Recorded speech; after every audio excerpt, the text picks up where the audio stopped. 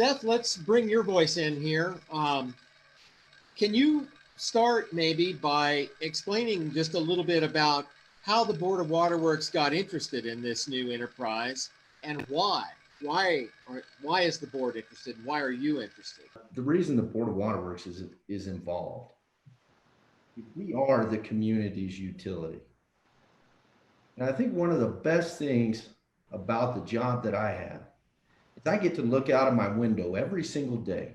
I get to look at every person passing by, every business around, my friends, my family, my neighbors, and know without a shadow of a doubt the impact to them that every decision I make has.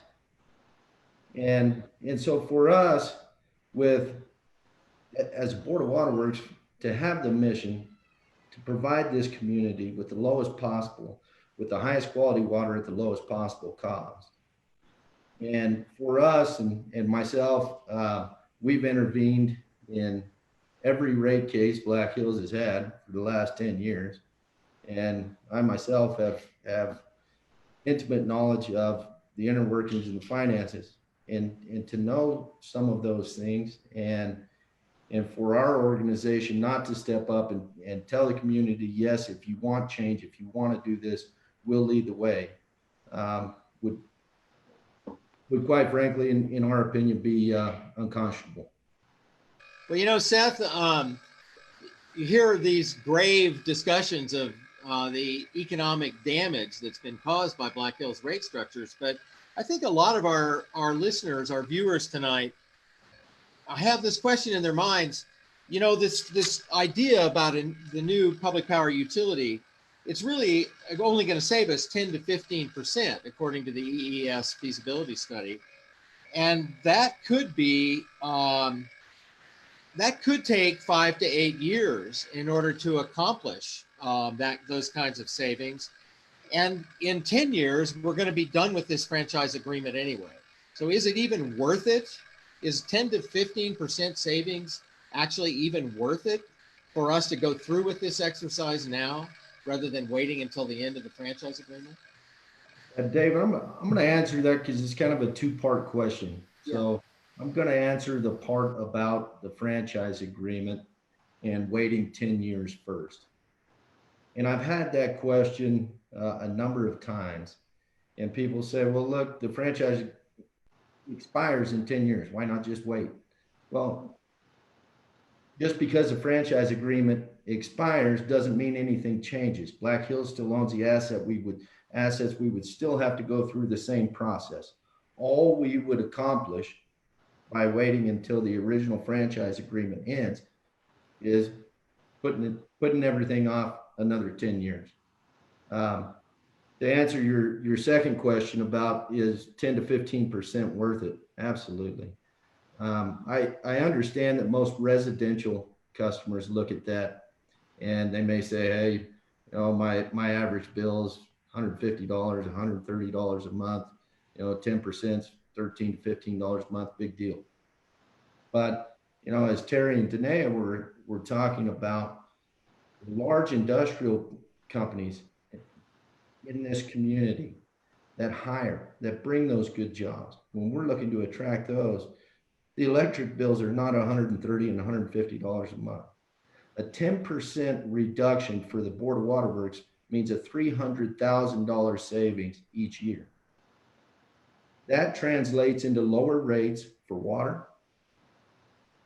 And all of these large industrial organizations that are high power users, they stand to benefit in the same way. David, can I jump in on that too, just for a sec? You know, I think there's several things that I'd like to point out. That 10 to 15% is contained in the phase 2 study produced by EES, which, by the way, is a neutral analyst that was hired as compared to the one that Black Hills has touted that they hired. So they're not neutral as the other one. EES pointed out that that was a very conservative estimate.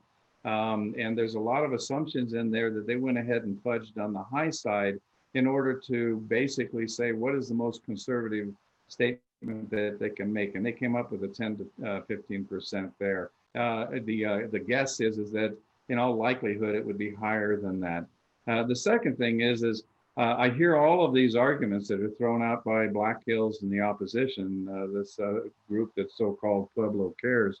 Pueblo Cares, for goodness sakes, if you care about Pueblo, throw Black Hills out and get started doing what we need to do as citizens. But they talk about, oh, well, why don't you just wait 10 years?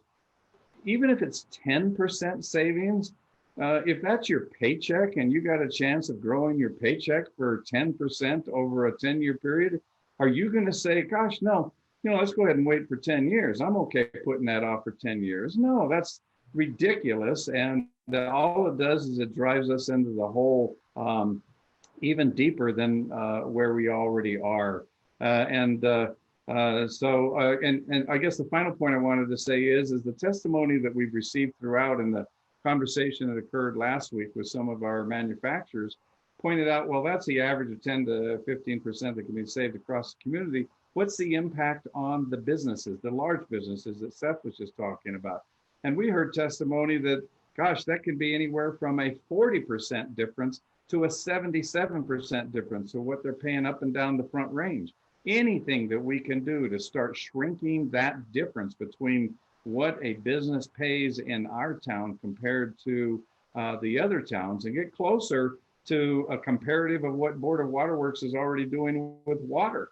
Our water rates are highly competitive when it's compared to the entire Front Range. We're one of the lowest in the Front Range. If we could do the same thing with electric bills, we would start making sure that we can retain the businesses that are here, and it would be a heck of a lot easier job getting new businesses to relocate here. Dave, the only thing I want to add about the 10-year, why not wait 10 years? There's a reason there's off-ramps written in some of these franchise agreements. It's because when you sign these franchise agreements, if you are unsatisfied or have an issue with the performance of the contract, they put in these off-ramps for a reason. And here we are. We're looking at the off-ramp. Why would we not take advantage of that right now? And why would we just lock ourselves in for 10 more years of building a profit off of our backs? That's why we shouldn't wait 10 more years. There's a reason. It's a legal reason why these are written into these contracts, and we're just taking advantage of our rights. Yeah, and one other point is the purpose for this vote is to not lock us in. It's actually to unlock us, exactly what Daneya is talking about. The purpose for this vote is to allow the Board of Waterworks to explore this option, because we've received good independent information that this will work, and it'll work much, much better. If it doesn't work, the Board of Waterworks has the ability, like any kind of local government, to say, okay, we're not going to go down this path. If you vote no on this, you are locked in for 10 years. So what this vote does is it gives our local leaders the opportunity to check out and see if we can do better. And I'm totally convinced we can, and a yes vote will get us there. A no vote will say, you're locked in for 10 years. Good luck with what you got. Yeah, and I think that's a great point, Terry. If I could jump in for a second, because I hear a lot of questions in the community. Well, why would we take all of these risks? And to your point, a yes vote does not mean we're taking any risk. Yeah, we might spend some time as a Board of Waterworks. We might spend some money exploring this. But at the end of the day, if there's not a deal to be made that benefits customers, we're not going to do it. And revoking the franchise agreement now does not mean Black Hills goes away and we have no power provider. We are guaranteed they are able to service this territory under what's called a CPCN, or a Certificate of Public Convenience and Necessity. And by FERC order, they have to provide the power, regardless of whether they have a franchise agreement. So I thank you for bringing that up, Terry. That's a great point.